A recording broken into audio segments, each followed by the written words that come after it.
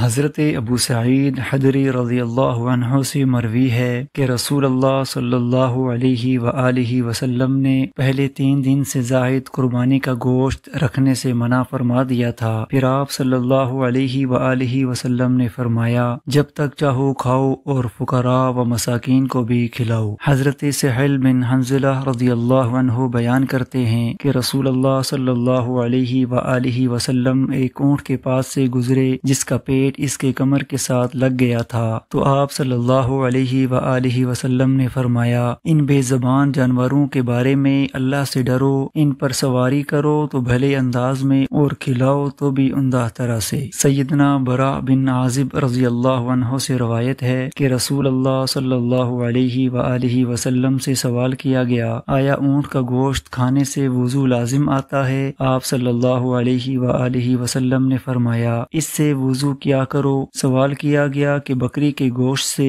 آپ صلی اللہ علیہ وآلہ وسلم نے فرمایا، اس سے وضو نہ کرو۔ اور سوال ہوا، کیا اونٹوں کے باڑے میں نماز پڑھیں؟ فرمایا، اونٹوں کے باڑے میں نماز نہ پڑھا کرو، بے شک یہ شیطانوں میں سے ہیں۔ اور پوچھا گیا کہ بکری کے باڑے میں نماز پڑھیں یا نہ؟ آپ صلی اللہ علیہ وآلہ وسلم نے فرمایا، اس میں نماز پڑھ لیا کرو، بے شک یہ مبارک ہیں۔ حضرت عائشہ رضی اللہ عنہا سے روایت ہے، انہوں نے فرمایا، ہم لوگ گائے یا بکری کے پائے سنبھال رکھتے تھے، رسول اللہ صلی اللہ علیہ وآلہ وسلم قربانی سے 15 دن بعد انہیں تناول فرماتے۔